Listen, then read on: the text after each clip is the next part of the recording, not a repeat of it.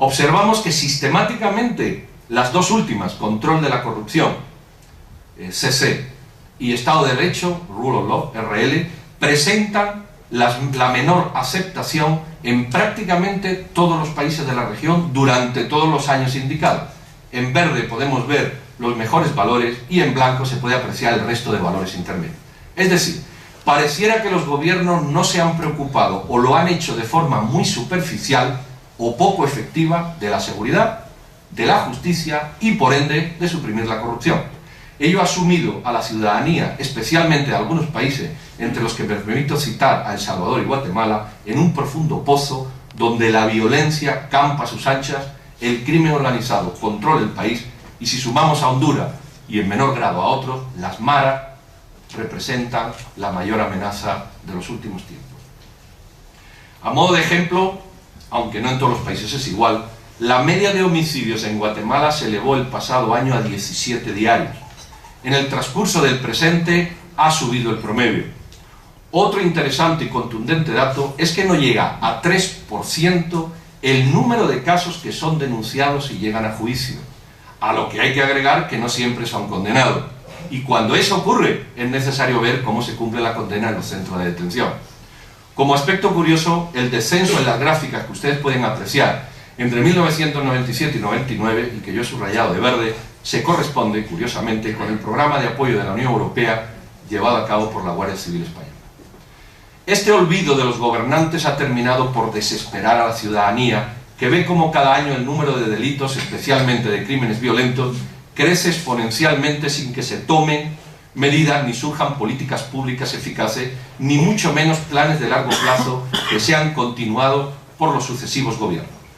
Es en ese espacio un tanto desorganizado e incluso caótico donde predomina la ley del más fuerte, y salvo excepciones, la supervivencia es la lucha de cada día. Es decir, se ha elaborado un caldo de cultivo que ha sido polo de atracción para el populismo en una ciudadanía, o mejor, en una población hastiada, cansada y ávida de cambio real.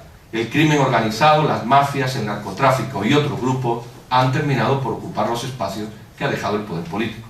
Es muy frecuente que en ciertos países haya zonas donde el gobierno no llega y son los poderes mafiosos locales los que ofrecen sanidad, salud, escuelas, celulares y otras láminas para la casa, construcciones y otros productos básicos para la ciudadanía.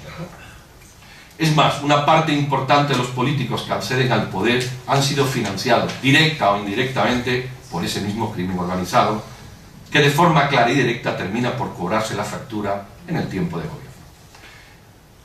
El mercantilismo más atrevido también es la tónica dominante en las noticias que aparecen en los medios de comunicación. El horizonte que se visualiza parece poco prometedor, especialmente con las variables que estamos comentando.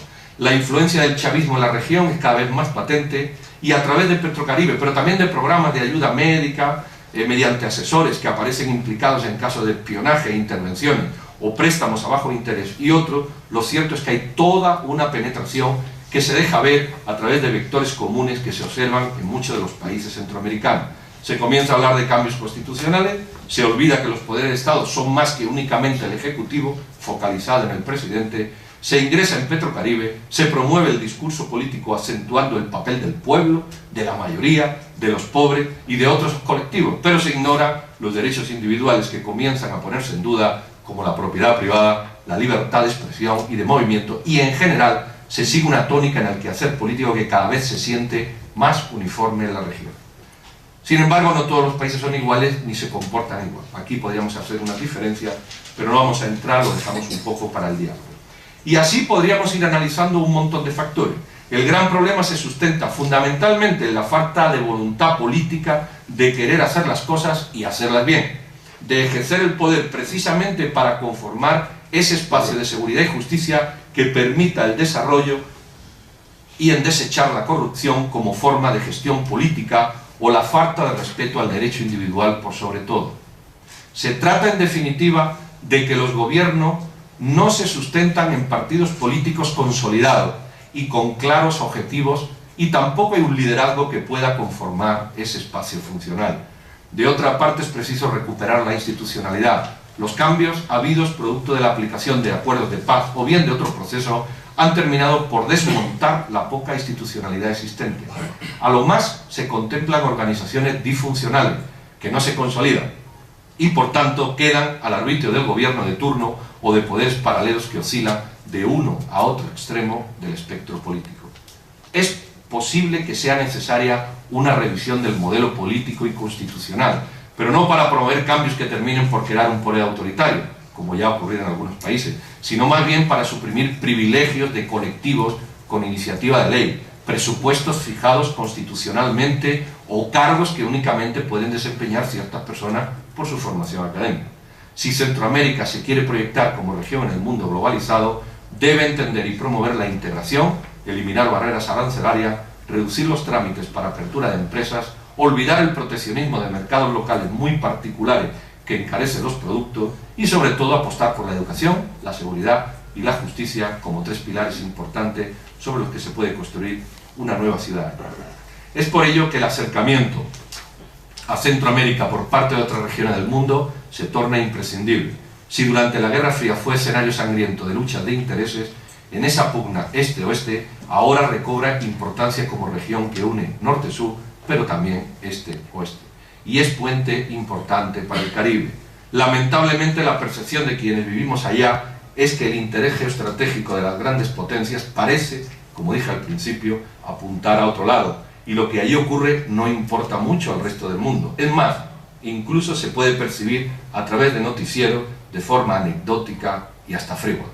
Si hay una región en América Latina capaz de llegar a un acuerdo importante de integración con lo que ello significa en geopolítica, esta es Centroamérica, razón por la que establecer vectores que permitan su consolidación serviría para promover lo que no se ha podido lograr en los últimos 50 años. Muchas gracias.